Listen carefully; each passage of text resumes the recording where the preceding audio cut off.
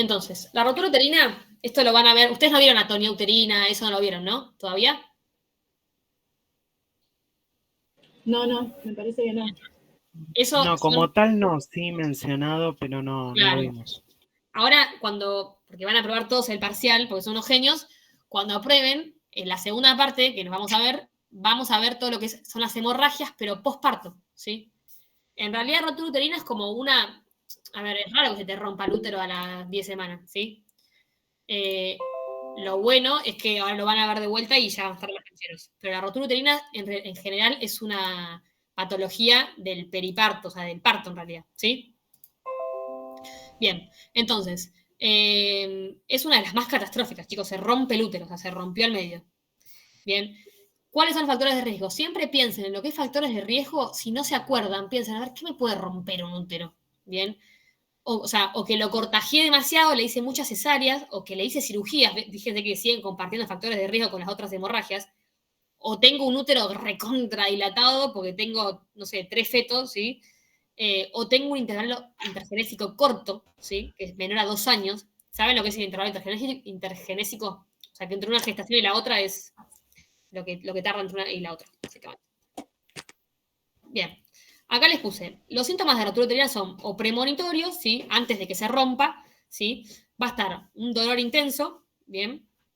Va a estar el signo de Band, que básicamente es como que hace como un anillo, ahora se los voy a mostrar, ¿bien? Dificultad para palpar y auscultar el feto, ¿sí? Esperen que admito acá. El signo de Pinard, que es el edema y la estasis del cuello, y hay otro signo que acá no lo puse, pero creo que acá también, acá me parece que sí, lo pongo. El de Frommel, que tiene que ver con se estiran los ligamentos redondos y eso lo pueden palpar, ¿sí? Son como 2 bandas que se palpan. Bien, y los signos de rotura inminente, o sea, se rompió el útero. Imagínense, me duele, se rompió, cesa la contracción, cesa todo. Imagínense lo mismo que el aborto. Entonces, cesa la contracción, cesa el dolor, desaparece Frommel, ¿sí? Hay una hemorragia abundante y obviamente que es rojo rutilante. Y en general, si se rompió el útero, el feto o está muerto o lo empieza a palpar fácil, ¿sí? Es como un globo que se desinfló. Y obviamente, como se pierde mucha sangre, la mamá puede entrar en shock hipovolémico, ¿sí? Hipovolémico de que tiene poca sangre, ¿sí? En caso de rotura uterina o de acretismo placentario, el procedimiento será histerectomía. Imagínense que un útero roto, ¿sí? Lo podés suturar, pero como que es medio imposible. Pero bueno, acá les puse algunas fotitos. Fíjense, algunas fotos de. ¿Ven la panza que es como si fuese un huevo? ¿Sí? Eso sería el signo de Band, ¿sí? Si vos lo palpás es como un anillo, ¿sí? Bien, eso es el signo, de rotura uterina, pero eso es el signo, los premonitorios, ¿sí? Cuando se rompió, todo esto medio que desaparece. Bien. Y acá les dejé un cuadrito para que después cuando estudien sea como comparativo, ¿sí? Fíjense en el desprendimiento rojo oscuro. Acuérdense también un poco de estudiar la fisiopatología, por ejemplo, si yo me acuerdo que se me desprendió la placenta y eso cuando desprendió, tironeó atrás de la placenta y se me generó un hematoma y no me va a salir rojo brillante como la placenta previa que la toco y sangra. Entonces, acuérdense como un poco de la fisiopatología y les va a salir la clínica un poco solo, ¿sí? Pero acuérdense que el desprendimiento es como lo peor, de las hemorragias es como lo peor, ¿sí? Acuérdense que es una mujer que sangra poco, está muy descompensada, ¿bien? Y tiene una vitalidad fetal alterada, ¿sí? Cosa que la placenta previa no. Bueno, y la rotura uterina es más del parto, ¿sí? Y acá también les puse un cuadrito para que después lo vean, ¿sí? Ven que acá habla un poco del tono uterino, pero bueno, la parte izquierda les va a servir. Ven, por ejemplo, si hay dolor, si cómo está el estado fetal, bien, bueno, eso. Bueno, ¿qué dicen? ¿Pausa o seguimos? Lu, una pregunta. ¿Esto lo suelen tomar o toman más las hemorragias de la primera mitad? No, toman todas. Por ejemplo, me acuerdo que de rotura uterina preguntaban cuáles son los signos premonitorios y los de rotura inminente. Eso lo preguntaron, por ejemplo. Ok, genial, gracias. No, de nada. Bueno, ¿qué hacemos? ¿Seguimos? A ver que los leo. Sí, seguimos. ¿Seguimos? Hasta las 6 de la tarde. Nada, mentira. Después, igual que queda poquito, ya terminamos. Esperen que admito acá. Se hace pesado, pero bueno, sí me es tan largo que. Bien. Ahora vamos a ver lo que vendría a ser patología. Nos queda estados hipertensivos, RCIU, embarazo postérmino y oligodramios y polidramios. ¿Bien? Y ya estamos. Todo lo que es TORCH, les dejé un cuadrito, eso en realidad es un poco, ahora les digo qué les van a tomar de cada uno, pero bueno. Y eso de Sí, hepatopatías, tiroides, ¿también? también lo veo, sí, me olvido que son tantas cosas que están acá. No, está bien. Sí, bueno, Bueno, sí, estados hipertensivos los recontra toman, ¿sí? Acuérdense que los estados hipertensivos son más que nada de la segunda mitad para adelante. Sí, igual vieron que lo que estamos mayormente viendo es de la mitad para adelante. Como que en general lo que aparece en la primera parte del embarazo o son algo de malformación fetal, bien, o pierde el embarazo, pero ya la patología como tal se instaura, bien, con todos los mecanismos que conlleva el embarazo de la mitad para adelante. ¿Sí? Como para que se acuerden, a veces que uno no se acuerda, ¿viste? La semana 20, la 28, la 25, bueno, en general le pueden llegar a agarrar a 1 o 2 semanas, pero acuérdense que es medio como de la mitad para adelante. Bien. Acuérdense que los estados hipertensivos son 4, ¿sí? Puede ser que ella venga hipertensa desde antes, que la desarrolle durante el embarazo y que durante el embarazo haga una preeclampsia, o sea, que haga daño a órgano blanco con proteinuria, ¿bien? Que sea con hipertensión crónica y se sobreagregue la preeclampsia, ¿sí? Que no, ella no es hipertensa, no tiene hipertensión gestacional, no tiene hipertensión crónica y de la nada, ¡pum!, hipertensión y proteinuria. Eso es preeclampsia dura y pura. Tenemos el síndrome de HELP y, obviamente, la eclampsia, pero como una complicación, ¿no? Y si la preeclampsia aparece antes de las 20 semanas, uno empieza a sospechar otras patologías, ¿bien?, que te pueden generar estas presiones y daño a órgano blanco, ¿bien? La eclampsia suele ser una complicación, pero como un poquito más tarde que de todas, ¿no? 28 semanas. Bien, preeclampsia. Esta pregunta de cajón, así que atentos. Es un desorden multisistémico, ¿no? Como dijimos, después de las 20 semanas aparece hipertensión y proteinuria. Puede ser o que ella era hipertensa, ¿bien?, y que la desarrolló, entonces es hipertensión crónica con preeclampsia sobreagregada, o que desarrolló venía bárbara y pum, preeclampsia, ¿sí? Entonces, ante el diagnóstico de preeclampsia, todas se internan. ¿Por qué? Primero porque la preeclampsia, ¿cómo se confirma? Con la hipertensión y qué más. Proteinuria.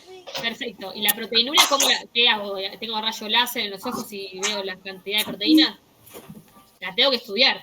Entonces, por eso se internan. Se internan porque yo tengo que ver si se dañó solo el riñón, si se dañó otra parte o qué. ¿Bien? Entonces se interna toda preeclampsia, ¿sí? Fisiológicamente se relaciona con una mala penetración del trofoblasto a las arterias. Sí.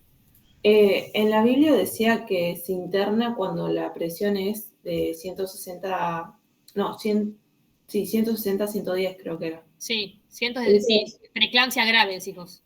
Sí. En ese caso hay internación y después había otras, pero... Eso es lo que dice el libro, pero en general, ¿sí? Ustedes piensen esto. Una paciente que viene con preeclampsia, o sea, ya tenés daño a órgano blanco, o sea, los podocitos se te dañaron todos, porque estás perdiendo proteínas por orina, ¿bien? Y hoy está con 140 de presión, pero mañana capaz está con 160, y vos no lo sabés, ¿sí? Entonces, uno tiene que chequear, uno la interna, ¿bien?, para controlarla, ¿sí? Obviamente que después, lo que le digo, de la práctica a lo que viene a ser la teoría, hay una diferencia abismal. Pero, claro, la teoría, o sea, en la práctica se internan todas. Claro, sí, es una urgencia la preeclampsia, ¿sí? Fíjense, entiendan que si uno no la puede controlar, termina en o una eclampsia, ¿bien? O en un desprendimiento de prematura de membrana, porque la preeclampsia predispone a eso, ¿bien? O un embarazo pretérmino, y uno tiene que estudiar todo eso, ¿bien? Por ejemplo, si vos le querés ver la vitalidad fetal, mínimo le tenés que hacer una consulta un poco más exhaustiva como para verla, bien, para verla un poco mejor, pedirle un poco más de estudios, ¿sí? Y ver qué otro órgano pudo haber dañado, porque vos, capaz a la semana 20, ponele, ella es hipertensa, a la semana 20 decís, bueno, che, le hago un chequeito, le pongo una proteinuria, te vuelve con proteinuria. ¿Y vos cómo sabes si esa proteinuria es solo esa, que se dañe solo el riñón o no te dañó otras cosas? No lo sabes porque claramente solo pediste proteinuria. Pero claro, si vos empezás a pedir, capaz que te aparecen órganos nuevos dañados. Entonces uno tiene que... No creo que les pregunten la conducta de si se interna o no, porque eso es capaz como más de 5º año, pero entiendan que es algo grave, ¿sí? Que uno tiene que seguir estudiándola, ¿bien? Okay. Acá en el chat dicen que hay una chica para entrar. Ah, sí, el ámbito. Y otra compa pregunta si es verdad que se recomiendan dosis bajas de aspirina para disminuir el riesgo. Sí, yo no les quería hablar del tema aspirina porque es un poco más profundo, pero vieron cuando hicimos la primera ecografía que podés sumarle el TN, ¿bien? Hay pacientes que tienen factores de riesgo, por ejemplo, tienen obesidad, vienen con hipertensión, son diabéticas, bueno, tienen muchos factores de riesgo, ¿bien? Y lo que le hacen es, aparte del TN y de la ecografía, le suman un Doppler, ¿bien? De las arterias uterinas. En el Doppler, uno, en base a unos valores que da, es muy profundo, uno puede estimar un riesgo, ¿sí? A que esa paciente pueda desarrollar una preeclampsia, ¿bien? ¿Por qué? Porque lo que decimos, la fisiopatología es que penetra mal el trofoblasto, ¿sí? A las arterias espiraladas. Todo eso está mal penetrado, entonces el flujo que llega a la placenta es pobre, podríamos decirlo. Y llega con mucha presión, y eso no es normal, ¿sí? Tiene que llegar con una presión normal. Entonces llega como con tanta presión, porque no puede pasar por esa mala penetración, que va como para atrás. Y ese para atrás, eso retrógrado, es lo que uno ve en el Doppler de las arterias uterinas, ¿sí?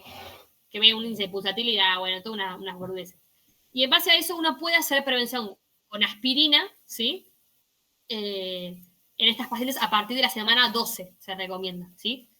Pero bueno, eso es más profundo. Pero sí, es verdad que se hace prevención en pacientes con factores de riesgo o Doppler alterado, sí. Son especialistas, ya se quieren ir vamos al materno y hacemos control. Bien. Te hago una consulta más. Sí. ¿Y se puede administrar corticoide para la maduración pulmonar? Si vos sabés que ese embarazo puede culminar antes o que viene progresando mal o lo que sea, se puede siempre, eso no solo acá, en cualquier patología, si vos ves que tiene chance de irse a un embarazo pretérmino, se hace maduración pulmonar. ¿Y qué más tendríamos que hacer antes de que el embarazo, que culmine el embarazo? Como tamizaje, ya que hablamos de los tamizajes. ¿El beta-hemolítico? Muy bien, excelente, Pame. Pame creo que fue, ¿no? Sí. Excelente, ¿sí? Maduración y beta-hemolítico son como dos a la cabeza. Uno para la madre y que beneficia al feto y lo otro. Excelente. Bien. Bueno, acá lo que les decía. Es muy profundo, pero bueno, hay una falla en esto, ¿no? Entonces se vuelven tortuosas las arterias y obviamente vascularizan mal. Entonces se genera la preeclampsia. Esto, pregunta de parcial también, ¿leve o grave? ¿Sí? En general, la leve tiene, ojo con esto, que también se confunde mucho, proteinuria de 300 miligramos en 24 horas. Bien, la proteinuria le das a la paciente un tarrito y hace todos los pis del día, en 24 horas lo junta ahí, y eso después se va y se ve, la proteinuria, ¿sí? Para que entiendan el estudio. Y la grave es mayor a 5 gramos, no miligramos, gramos en 24 horas. Hay bibliografías que dicen que en vez de 5 son 2 o 3 gramos, depende, lo van a encontrar. Esto es de la guía de emergencia obstétrica que tienen subida ustedes. Yo saco todo de bibliografía. Bien, y fíjense que la diferencia de la leve con la grave, además de la presión arterial, es, miren todos los daños de órgano blanco que puede ir haciendo. No es que todos están juntos, ¿sí? Eso quiero que entiendan. No es que hace todo ese quilombo, no. Va haciendo, o sea, puede ser uno, puede ser otro, bien. Y fíjense que puede hacer un desprendimiento de membrana, un desprendimiento de placenta, un edema agudo de pulmón, un oligodramnio, ¿sí? Un RCU, bueno, obviamente, fíjense que esto es que le llega mal el flujo al feto, ¿sí? A nivel feto, ¿no? A nivel madre es lo que hablamos recién, a nivel feto fue lo que decimos, un RCU, un desprendimiento porque no le llega sano a la placenta, entonces se desprende, ¿bien? Y se manejan presiones muy altas, entonces empieza a pasar esto. Bien. Entonces, yo tengo que pensar, si me piden en el parcial, ¿sí? ¿Cómo la estudio? Uno piensa daño de órgano blanco y me acuerdo todos los órganos, ¿sí? ¿Se entiende? Me acuerdo el cerebro porque puede ser por si llega a desarrollar eclampsia. El riñón, ¿cómo lo evalúo? Lo evalúo con la proteinuria, urea de creatinina, un sedimento, ¿bien? El pulmón obviamente va a tener síntomas de disnea, falta de aire, ¿no? Le puedo hacer una radiografía de tórax. El hígado, ¿sí? Lo que pueda llegar a hacer es pedir un hepatograma, ¿sí? En el hepatograma, acuérdense que vienen, para que también sepan un poco el tema de las hepatopatías. En el hepatograma viene las bilirrubinas y las transaminasas, que son enzimas hepáticas que están adentro del hepatocito, ¿sí? Y algunos traen FAL, ¿sí? Y después, si yo quiero ver la función hepática, yo lo veo con el TP, el tiempo de protrombina, ¿sí? La función hepática no es con hepatograma. La función hepática es con tiempo de protrombina, ¿sí? Puedo pedir un coagulograma también. Y acuérdense, tipo, o sea, todos los órganos de céfalo caudal, como veníamos diciendo, como el examen físico, lo mismo. Bien. Entonces, ¿cómo pido, cómo lo controlo? Como dijimos, pienso qué órganos podrían fallar. Sangre, pediré esto. Hígado, lo que dijimos. Riñón, pulmón, y no olvidemos al feto, como les puse acá, ¿sí? La vitalidad fetal, ¿sí? Ecografía, Doppler, monitoreo fetal continuo. Bien, acá sí sería una indicación. Bien. Fondo de ojo parece que faltó, ¿no? El fondo de ojo, sí, Sí, se le me puede hacer acuerdo. un fondo de ojo, pero en realidad es como un control. ¿Vos qué estás buscando, papiledema? No, buscando un glaucoma o algo, un aumento de la presión intraocular por el daño a las arterias. Me acuerdo que lo dijo Machado. Sí, se puede, ¿sí? Pero el tema es que vos consigas a alguien, sí, que te haga un fondo de ojo, porque un fondo de ojo no es Ah, tan ok. fácil de hacer uno. Pero está perfecto, se puede, bien. Pero esto sería como lo básico, o sea, Ok. piensen siempre, imagínense, si ustedes me escriben una respuesta, en el parcial, me ponen fondo de ojo, pero no me ponen un hemograma, ¿sí? Un frotis, como para ver si hay una hemólisis, ¿sí? Claro. Plaquetas, y sí, está bien el fondo de ojo, pero me faltó lo básico. Si ponen además fondo de ojo, joya, y más si se lo dijo Carmen, está perfecto. Bien, bueno, sigamos. Y esto en lo que respecta a la prevención de la eclampsia, que es una complicación la más temida de la preeclampsia, bien, es con sulfato de magnesio. Esto es pregunta parcial. No dosis, sino cómo se hace la prevención, bien, y para qué se utiliza.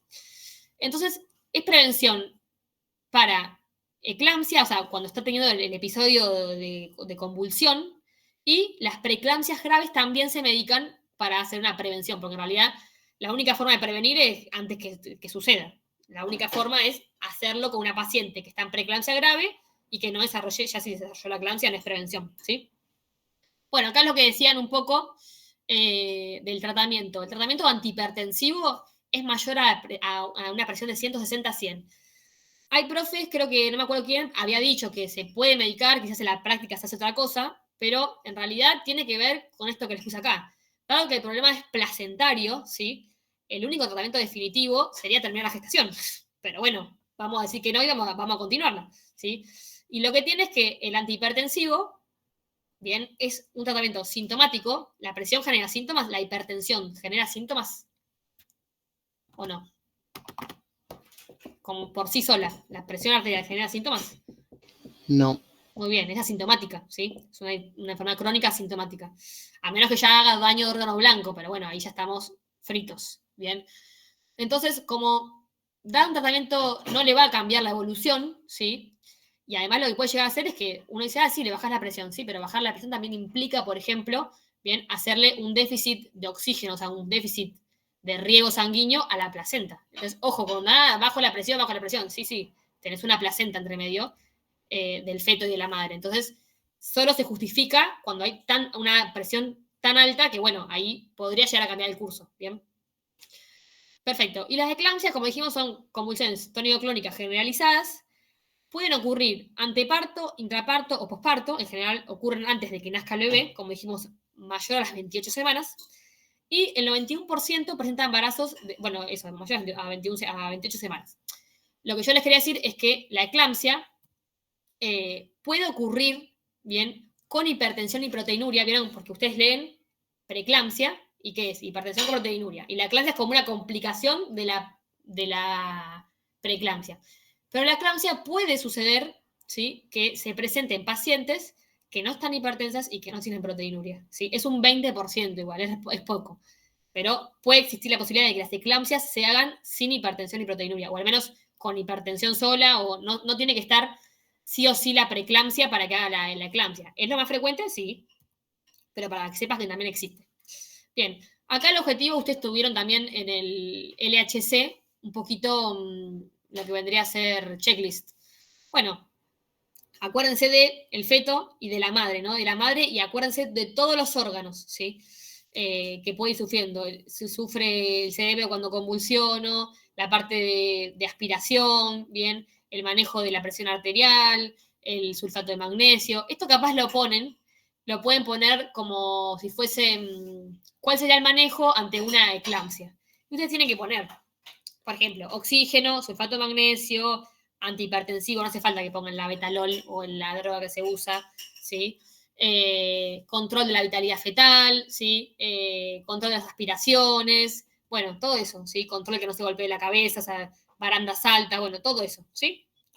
Y el síndrome de HELP, por último, es de también lo que hablábamos, que un porcentaje de HELP también se produce sin hipertensión y proteinuria, ¿bien?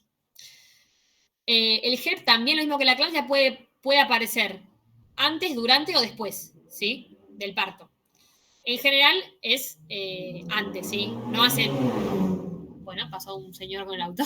En general es antes, ¿sí? Pero bueno, para que sepan. Y un porcentaje se puede producir sin proteinuria y sin hipertensión arterial. Pero eso es un dato de color. El HELP también lo suelen preguntar, ¿sí? Acá como les puse con la fotito, la H es de hemólisis, la hemólisis la voy a ver con el hemograma, con las bilirrubinas que está aumentando, ¿sí? Porque obviamente por el metabolismo, ¿sí? Un frotis, que ahí voy a ver la hemólisis, y puedo medir la LDH, que es la lactosa deshidrogenasa, ¿sí? Y ver que tiene hemólisis. La ED es elevation liver o elevación de enzimas hepáticas, también con un hepatograma, y low plaquet, plaquetas bajas, menos de 100.000, ¿sí? Hay HELPs completos y también existen HELPs incompletos, que vendría a ser como una preeclampsia grave, ¿sí? Porque acuérdense que preeclampsia grave comparte un poco, ¿vieron? De síntomas con HELP. Bien. Y los síntomas, acá está un poco más sintomática, ¿no? La paciente no es tanto de algo bioquímico, sino que empieza a aparecer esto del dolor, por ejemplo, en la panza, en el hígado.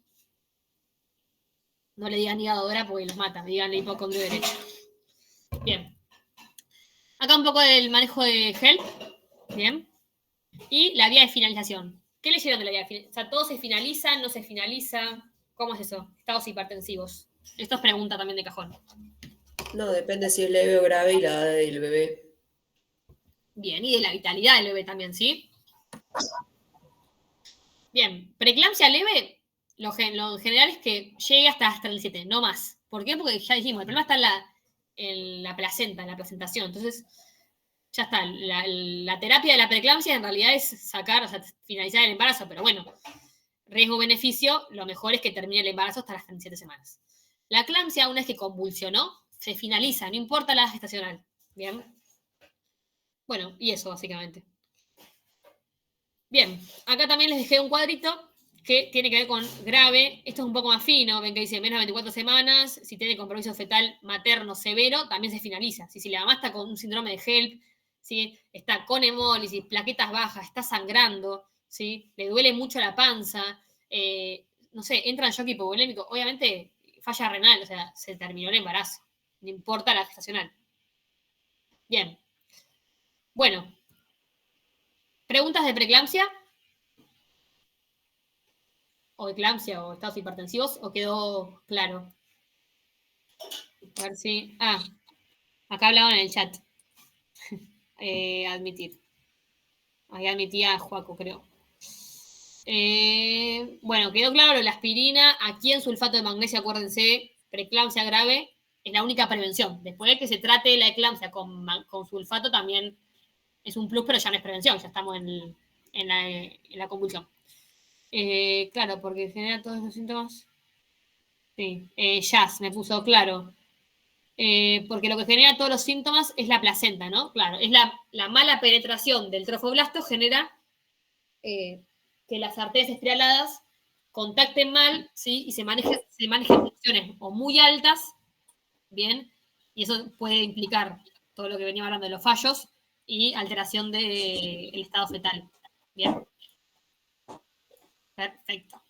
Bueno, sigo con RCU. Vamos. El RCU es algo que es re pregunta de parcial, ¿bien? Es un poco complicado de entender al principio, pero ahora, si no lo entienden o algo, me freno, ¿bien? El RCU es pregunta de parcial y se pregunta así, ¿cómo se define al RCU? ¿Sí? En general tienen que poner esto, es la insuficiente expresión del potencial genético, ¿bien? Del crecimiento vegetal establecido. Él debería pesar algo y no logra ese peso, ¿bien? Ahora, se clasifican en precoces y tardíos, ¿sí? El tardío es el más frecuente y el menos grave, ¿bien? Porque imagínense que un RCU tan chiquitito, obviamente que vamos a tener que terminar antes del parto, eso implica un montón de cosas negativas. Entonces, nada, para que sepan eso. Obviamente, cuanto peor estoy en percentilos, ¿sí? ¿Saben lo que es un percentilo, no? Creo que sí, pero por las dudas le pregunto porque a veces uno... ¿Saben lo que es un percentilo? Sí, percentilar. Sí, Sí, joya. sí, la misma. Buenísimo. En general, ¿sí? Cuando uno lo percentila, ¿sí? Cuanto menos del percentilo, peor va a ser la evolución. Eso como todo en medicina. ¿Bien? Tiene relevancia a corto y a largo plazo, es decir, el feto no solo, o sea, tiene riesgo de mortalidad y de complicaciones, sino que de grande, ¿sí? También tiene alteraciones en el desarrollo, bien, mayor probabilidad de enfermedades crónicas, bien, metabólicas, hipertensión, diabetes, dislipemia, bien. Acá están las causas, ¿sí? En general suelen preguntar causas de RCIU, bien. Y acuérdense siempre, ahora cuando vemos RCIU y trastornos de líquido, en general son causas fetales, maternas y placentarias, ¿bien? Fetales, bueno, acá un poco lo dice, ¿no? Embarazo múltiple, malformaciones congénitas, cromosomopatías, infecciones. Maternas, lo mismo, hipertensión. Imagínense un feto que recibe poca sangre porque tiene vasoconstricción. La madre fuma, por ejemplo, y consume cocaína. O sea, hay toda vasoconstricción por donde quieras. O patologías de la madre, como vasculopatías, cardiopatías, que hacen que todo lo que es flujo que le llega al bebé para crecer no esté llegando. Lo mismo la placenta. Si la placenta está mal, ya sea porque hay una alteración en lo que dijimos recién, por ejemplo, la preeclampsia puede generar RCIU, sí, porque hay una alteración en la placenta, sería causa placentaria de RCIU. Bien, ahora, no todo feto pequeñito va a ser un RCIU. Bien, lo primero que tengo que diferenciar es si esto es un RCIU o es un PEG, que es pequeños para la edad gestacional, ¿sí? Entonces, ¿qué tiene el RCIU que el PEG no tiene? Pregunta. A ver si alguno responde. Decía que el PEC podía ser chiquito, pero crecía normal, y el RSIU no seguía la curva que tendría que seguir. Perfecto, muy bien. Es decir, el PEG vos lo estudiás y no tiene nada que justifique que es patológico. Es solo un feto pequeño, ¿sí? Y representan, en general, el 60%, ¿sí? Los RCIU representan un 25%. No es que todos los fetos pequeños son RCIU. La mayoría de los fetos pequeños son PEG, sería. Pequeños para la edad gestacional. Bien. ¿Qué tiene entonces el RCIU? Algo que lo justifique, ¿sí? El Doppler patológico, ¿sí? Por ejemplo. Bien. En caso de que sea, por ejemplo, alguna causa vascular. Bien, pero bueno, puede ser por una infección, puede ser por otras cosas, sí, pero, o una preeclampsia y que haga una RCIU, entonces ahí uno dice, no, este es un RCIU. Primero porque está creciendo mal, ¿sí? Y no sigue el percentilo, o sea, es chiquitito, pero está percentilando mal ya. Bien, el PEG es chiquito, bien, pero va creciendo en su curva de a poco, pero va, ¿sí? Y no hay nada que lo justifique, ¿no? O sea, la mamá está bien, estudios bien, no tiene serología, no tiene enfermedades, los Doppler salieron bien, entonces no lo justifica nada, ¿sí? Bien, acá, no sé si se ve muy bien, pero acá ven que, acá les marco con las flechitas, las flechas siguen una curva, esto es un PEG, y fíjense esto cómo va progresando cada vez peor, ¿sí? Entonces, todos los que tienen un peso, ¿el peso cómo lo mido del feto? A ver, pregunta. ¿Con la ecografía? Perfecto. ¿Y en qué ecografía principalmente? ¿Dónde veo mejor el peso? ¿La biometría? Sí, En la del tercer trimestre. Perfecto. En la tercer última. trimestre. Excelente, Tercer la última, trimestre. el tercer trimestre. Bien. Acuérdense que lo clasificamos en tempranos y tardíos. Los tardíos son de 32 semanas para adelante. O sea que ya estamos en ecografía, en la tercera ecografía. Una vez que yo le mido el peso al bebé, agarro una hojita y lo percentilo. Veo, a ver, la mamá tiene 32 semanas de gestación y el pibe pesa tanto. Y uno va haciendo un seguimiento, ¿sí? Pero todos los que pesan entre un percentilo 3 y un percentilo 10, ¿bien? Tienen que ser estudiados para diferenciar RCIU de pequeños para la gestacional, ¿sí? Con Doppler, con un montón de estudios, pero bueno, eso es más específico. Acá fíjense, por ejemplo, si está mayor a 10, es normal. Si el percentilo está entre 3 y 10, lo estudio. Si el Doppler le da normal, va a ser un PEG. Y no hay nada, el Doppler como un montón de otras cosas, ¿no? Ahora, si el Doppler es patológico, probablemente sea un RCIU. ¿Sí? ¿Cómo lo hago entonces? Por ecografía. Ecografía biométrica es lo mismo, es lo que les explicaba. Y mido esto, mido la biometría. La circunferencia abdominal y el peso estimado son las dos mediciones que mejor estiman el RCIU, podríamos decir. Entonces tenemos que hacer el peso fetal, y la edad gestacional para hacer la curvita, no la L. Bien. Y bueno, esto no se los van a hacer, ¿sí? No les van a hacer la fórmula de Haldol, no. Les van a poner esto. ¿Cómo se hace el diagnóstico de RSIU? ¿En qué ecografía lo podría ver mejor? ¿En qué trimestre? Bien, factores de riesgo y causas. Entonces, ¿cómo confirmo mi sospecha? Bien. Al examen físico puede estar la altura uterina menor a lo esperado, se puede palpar, pero no es tan frecuente, ¿sí? El peso y el percentil materno, ¿sí? Se puede también hacer, y uno ve, por ejemplo, que la mamá no está aumentando de peso, porque ustedes piensan que la mamá aumenta también por la cantidad de líquido amniótico, por la cantidad de peso fetal. Si el peso fetal no progresa, la madre tampoco va a progresar en peso, ¿bien? Y además, los RSIU se asocian en general a oligohidramnios, o sea que tenemos no solo poco peso, sino poco líquido, ¿bien? El screening combinado del primer trimestre, ¿sí? Que vendría a ser, no se hace en todos lados, pero el Doppler, ¿sí? De las arterias uterinas y el TN, ¿sí? Que hablábamos hoy. Eso sería el screening. Bien. Entonces, bien. Ecografía. El peso fetal y otras mediciones y lo percentilo, ¿sí? Una vez que lo percentilé, si me dio entre el percentilo 3, entre el percentilo 10 y 3, lo voy a ir a estudiar. ¿Cómo? Con Doppler, ¿sí? Si el Doppler me dio patológico, es un RSIU, ¿sí? O causas que justifiquen el RSIU. Bien. Esto le puse un poco de datos plus que no son preguntas de parcial, lo que les puse acá. El oligohidramnios es altamente sugestivo de una falla en el crecimiento, ¿sí? Pero que no tenga oligohidramnios no significa que no sea RSIU, ¿bien?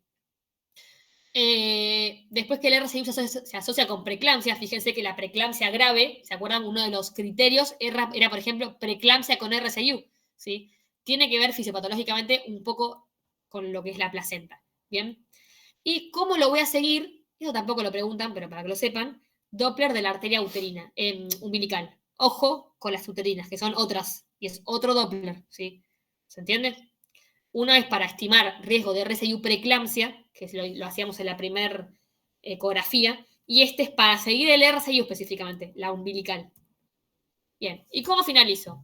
Como todo va a depender de cómo esté el feto, de cómo venga creciendo, ¿sí?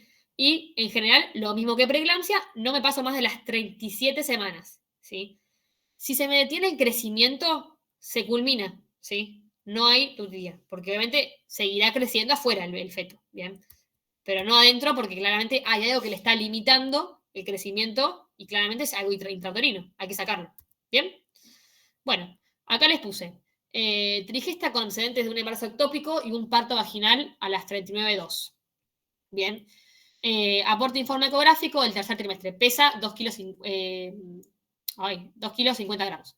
Realizado a la semana 34.2, ¿sí? Objetivándose un feto vivo, encefálica, dorso posterior, percentil 6, con evaluación hemodinámica. Fíjese, percentil 6, ya hay que estudiarlo, ¿sí? Acuérdense, entre 10 y 13 hay que estudiarlo. Con evaluación hemodinámica mediante Doppler normal, placenta norminserta en fondo, líquido amniótico cantidad normal. ¿Qué le informaría? Se trata de un feto pequeño para la edad gestacional, control ecográfico. Se trata de un feto de crecimiento intrauterino retardado, control ecográfico. Se trata de un feto con crecimiento intrauterino retardado, maduración pulmonar e inducción, o sea, como hay que sacarlo. Y se trata de un feto pequeño para la edad gestacional, maduración pulmonar e inducción, también sacarlo. ¿Qué elegir? El 1. La 1. Perfecto.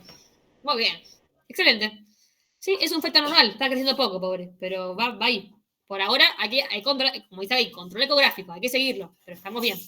Claro, Bien. si ahí le diera el Doppler anormal, ahí sí estamos Claro. ante un RSIU.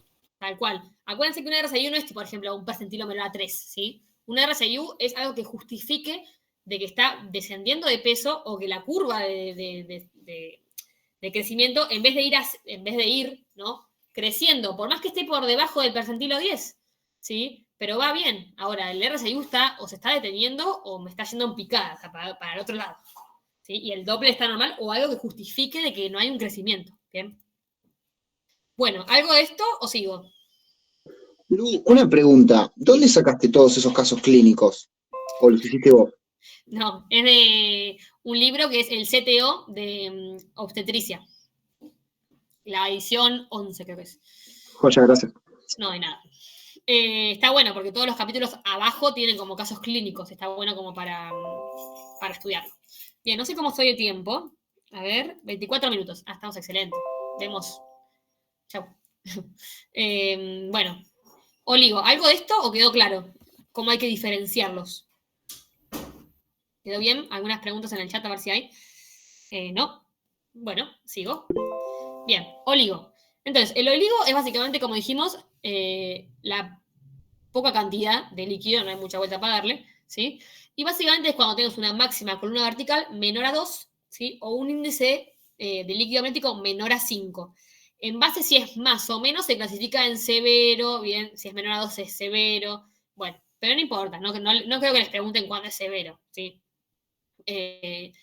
Pero que sepan que se estima por ecografía con estas dos medidas, ¿bien? Perfecto. Entonces, el pronóstico del oligohidramnios va a depender de la causa que esté generando esa patología, ¿sí? Y en que, como todo, acuérdense siempre la causa, ¿bien? O sea, ¿qué lo genera? La edad gestacional, no es lo mismo tener una enfermedad en el primer trimestre, en el segundo, en el tercero, ¿sí? Y cómo está el bebé, siempre cómo está el bebé y la madre, cómo está el bebé y la madre. Eso clávenselo en la cabeza porque hay patologías que parecen inofensivas y está en sufrimiento fetal, ¿sí? Entonces, eso siempre. Y eso en el parcial les encanta que pongan vitalidad fetal o evaluar, sí, en realidad es vitalidad fetal. Bien. Por encima de las 30 semanas, así la oligohidramnios aparece por encima de las 30 semanas, la evolución en general es buena, ¿sí? O sea, si en general eso es una patología, va a ser un embarazo que no es normal, pero en general es buena. Fíjense que el RCIU habíamos dicho que era de las 32 semanas para adelante y que la mayoría se asocia a oligohidramnio. Entonces, como para ir chequeando el tema de las fechas, ¿no? Las causas, un poco de vuelta. Lo que tienen que pensar en el oligo es, como en polihidramnios, ¿quién regula la producción y excreción del líquido? Es decir, ¿quién entra y saca el líquido, sí? Acuérdense que el feto, ¿sí? El feto traga ese líquido, ¿sí? Y luego lo orina, ¿sí? Es como un filtro, podríamos decir. Entonces, eso también tiene que ver. Entonces, causas fetales RCIU, ¿sí? Es una causa fetal de oligohidramnios. Gestación prolongada, bueno, citomegalovirus. Fíjense, alteraciones renales, por ejemplo. O sea, una angenesia renal o angenesia de los uréteres o anencefalia, no tiene cabeza el feto, ¿no? En general, si no tiene cabeza, se supone que uno lo tiene que ver desde antes, ¿no? Pero bueno, hay gente que no se controla, llegó al último trimestre de ecografía, pum, uy, estás embarazada y está con anencefalia y unos oligohidramnios, terrible. Pero bueno, no es lo más frecuente, es un caso excepcional. Entonces, fíjense cómo se altera lo que es el líquido en base a la producción de entrada y salida que lo maneja el feto un poco, ¿bien? Fíjense que la placenta, ¿sí? No regula la cantidad de líquido, vendría a ser. Fíjense que la causa placentaria es una rotura prematura de membranas. Se rompe las membranas, ¿bien? Y vos perdés líquido amniótico por vagina, ¿sí? Pero eso lo van a ver también ahora en la segunda parte, que está muy bueno, pero bueno, fíjense que la causa no tiene que ver con la producción, sino que sí, puede ser una causa, se le dice placentaria, pero bien, no es como las fetales. Y materna es medicación. O sea que en general piensen que el oligohidramnios tiene que ver más que nada con el feto, ¿sí? Hay otras causas, sí, pero la mayoría son con el feto y su regulación, crecimiento, cómo va él, ¿sí? Es como que tiene una simbiosis con su líquido. Bien, ¿alguna pregunta o sigo? Bueno, sigo. El diagnóstico... Perdón, Lu, Sí. nada que ver, pero esta clase habían puesto que era supuestamente a las 3 de la tarde. ¿Hay otra o es esta misma que...? No, creo que hay una de... ¿cómo se llama? El SEM, ¿puede ser? Pero Ah, es otra, no es esta misma. no sé si es de consultoría. Pasa que, bueno, lo que les dije, yo no tengo problema, yo no tengo... A las 4:30 me tengo que ir recién, pero esto lo vamos a terminar. Falta No, recorrido. me preguntó una compañera si era la misma de las No, 3 es o... diferente. Es otra. Ah, ok. Claro. O sea, lo nuestro es más... No es una consultoría, lo nuestro es una clase de todo. Claro, sí, sí. Nos mamamos, nos fuimos de tema. Básicamente es una clase, pero bueno, al que le sirve se queda y si no, obviamente que pueden ir a de la clase de las 3, que no sé bien cómo es, pero sé que la dan un chico del SEM. No sé, no es un ascripto porque sé que las chicas de ascripción no habían preparado nada. Así que no sé quién es. Sé que es del SEM, pero no sé qué profe o compa es. Bueno, bien, seguimos. El diagnóstico entonces es por ecografía. Acá les puse los dibujitos, ¿sí? De la máxima columna vertical, ¿sí? Y de el índice de líquido amniótico, ¿Bien? ¿Por qué se usa ambas? ¿Sí? Lo que tiene es que la máxima columna vertical es más específica, ¿sí? Y el lila es más específica cuando hay que detectar reducción del líquido amniótico, ¿bien? La máxima columna vertical es más temprana, ¿sí? Se puede, fíjense que el lila es recién en la semana 24, bien, entonces la máxima columna podría ser RCI, detectaría oligodramnios precoces, ¿sí? Que suceden como un poco antes, ¿bien? En general dijimos que si se establece a partir de la semana 30 en adelante, bueno, iría bien, como que parecería que no es tan grave, obviamente depende de la causa, pero bien. Fíjense entonces que una es más precoz, pero la otra es mucho mejor. Bien, y obviamente que cómo culmine, ¿sí? Dependerá, como toda patología, de la causa de la vitalidad fetal, ¿sí? Pero se podría llegar hasta 40. Ven que el oligodramio no es tan grave, a menos que sea un oligodramio severo, que obviamente ahí capaz hay RCU, hay oligodramio, hay que finalizar ahí, ¿sí? Pero bueno, el tema es que lo permita, que siempre la salud fetal lo permita, ¿bien? El poligramio es un poco parecido. Sí, dime, perdón. Acá hay que saber cómo diagnosticarlo, o también hay que saber cómo calcularlo.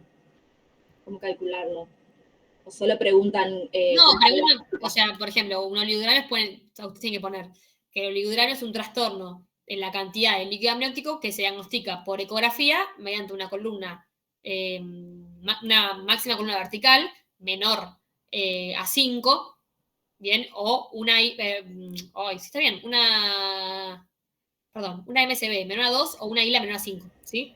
Con esas dos, se diagnostica con las dos, ¿bien? Tengo una pregunta. ¿En el parcial se puede abreviar o tenés que escribir tipo todo? Y si usan, por ejemplo, no sé, porque hay profes que no le gusta y hay profes que sí.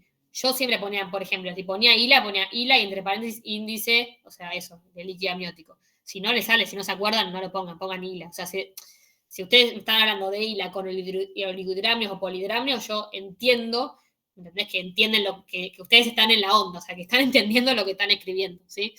Pero yo nunca, si uso abreviación, la aclaro. Por las dudas, ¿viste? Hay profes que no les gusta, que en NSD me acuerdo que una vez, no me acuerdo quién se puso si FSH o LH y no puso hormona folículo estimulante y no le tomaba el punto. No sé, ustedes siempre esas cosas cuídense porque hay de todo y hay profes que no se los van a tomar. Pero bueno. Bueno, ¿sigo?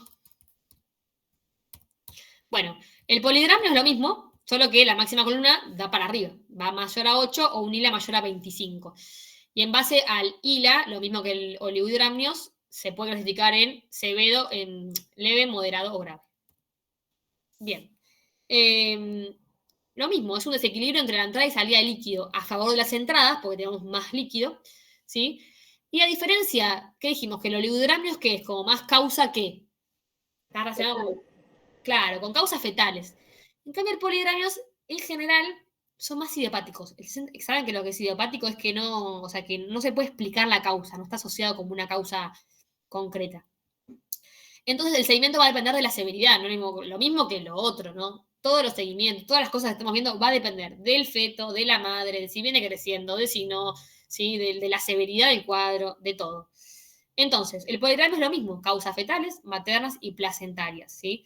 Las fetales, sí, puede ser que estén asociadas a algo gastrointestinal, pero bueno, eso no es tanto para conocer. Lo que sí se tiene que acordar es que el poligramio se asocia a diabetes, ¿sí? Quedan 15 minutos, bien. Se asocia a diabetes, ¿bien?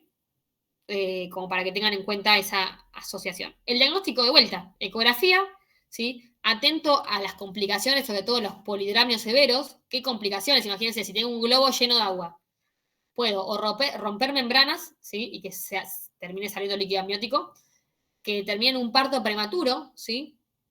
Que me desprenda una placenta no inserta, ¿bien? Entre otras cosas, pero bueno, esas son como las que ustedes conocen y son las que yo les puse a ustedes acá.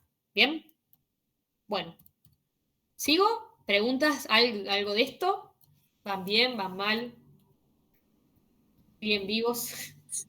Bien, Bien. Bueno, ya falta poquito y terminamos. Bueno, embarazo múltiple.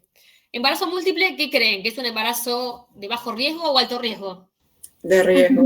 de riesgo. Perfecto, es de alto riesgo y es pregunta de parcial, ¿sí?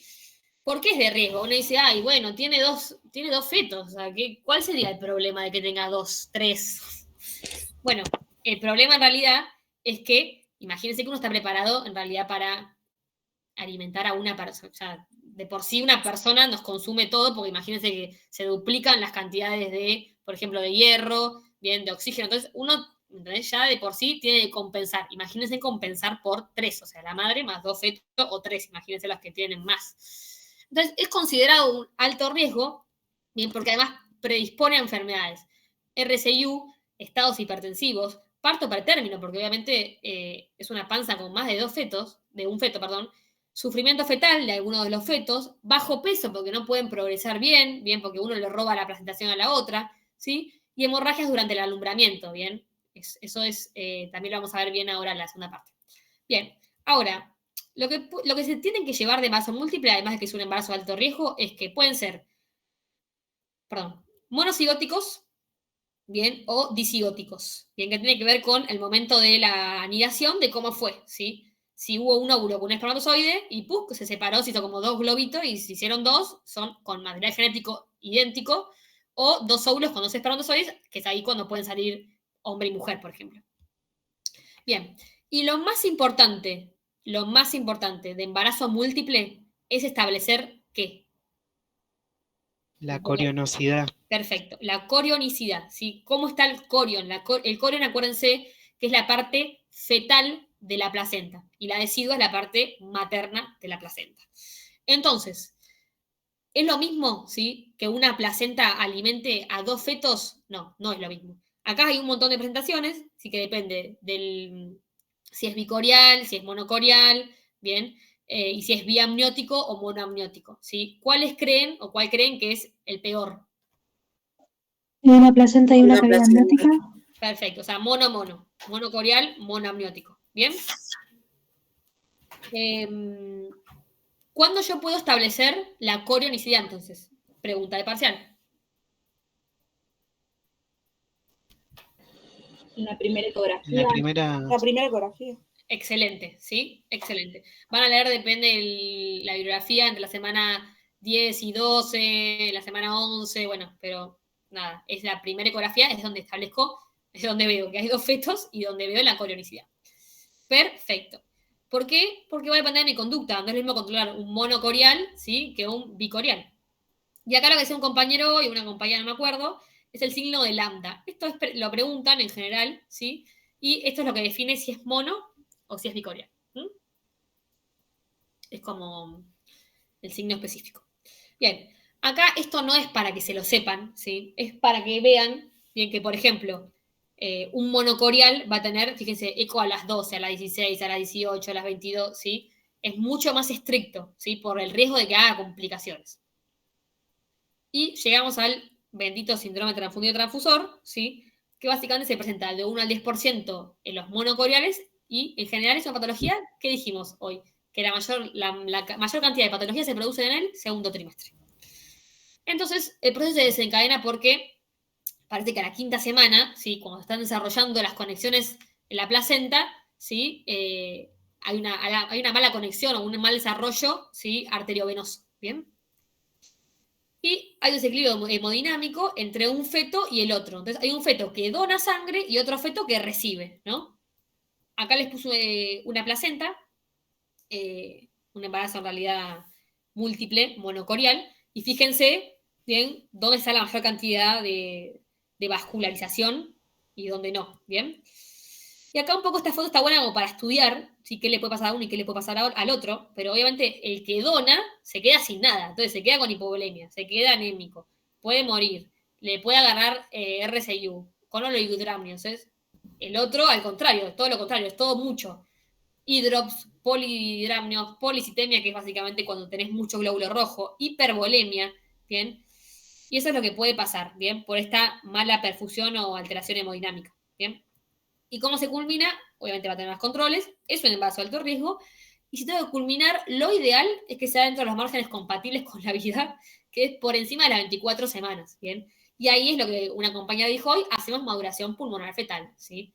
En general, a veces se hace profiláctico y a veces terminan a término. pero le hicieron una profilaxis preventiva, ¿sí? Eso pasa en un montón de embarazos. Que decir, uy, no sé si va a ir a parto pretérmino, bueno, le hacemos una maduración pulmonar por las dudas con corticoides, y al final no pasó nada y terminó con un embarazo a término. Pero bueno, en muchas ocasiones, así con patologías, se instaura preventivo. Bien.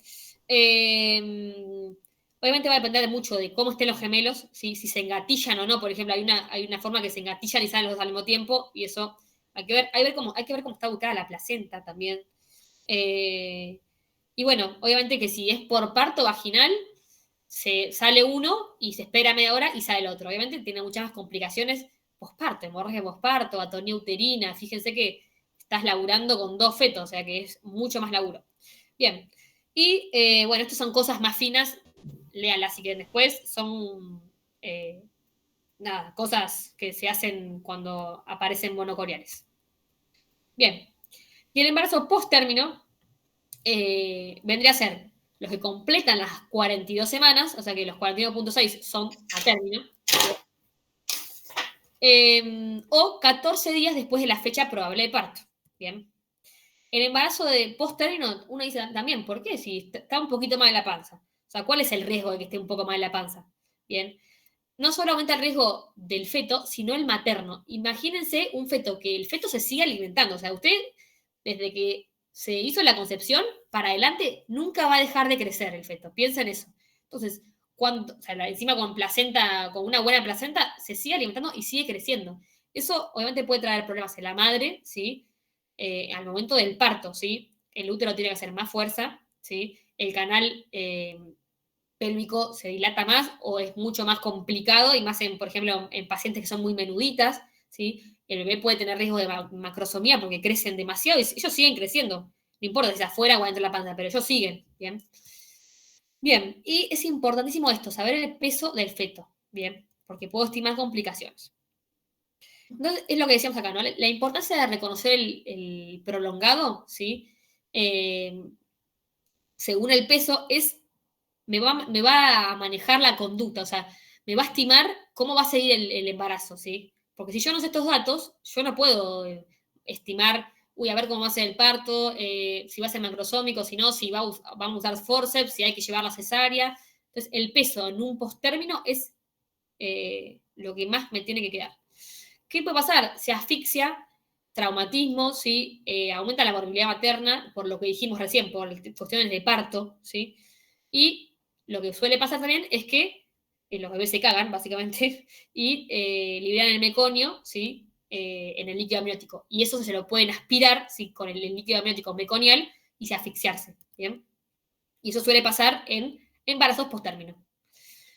Y obviamente que no hay forma, o en general ahora mucho menos, que uno ahora sabe todo esto, de que se prosiga por encima de las 42 semanas. ¿Sí? No hay ningún beneficio ni para el feto ni para la madre que siga más de 42 semanas.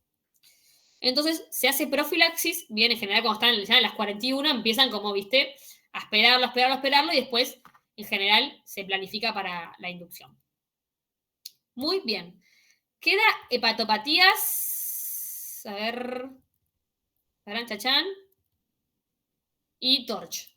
Una sola queda. ¿Quieren que haga otro? Porque no sé cómo estamos de tiempo. Sí, acá te quedan 5 minutos. 5 minutos. Hago una nueva y terminamos con hepatopatías y Torch. Dale. Dale. Acá me preguntaron, a ver, la patología del transfundido transfusor es en el monocorial biamniótico, ¿no? Porque, porque no tendría mucho sentido que sea en el mono. Está bien, sí, está bien. Igualmente piensen que si comparten placenta, por más que tengan saco gestacional igual, ¿sí? Esto tiene que ver con lo que le llega a él, ¿sí? Puede, por ejemplo, que uno sea RCIU, ¿sí? No es que únicamente solo se generan esos. ¿Bien? Cuando comparten placenta, eso es un factor de riesgo, ¿bien? Porque obviamente puede haber una malformación arteriovenosa y uno dona y el otro no, ¿bien? Pero buenísimo eso que dijiste, Jazz, o Jazz, no sé cómo te dice. Bueno, esperen que armo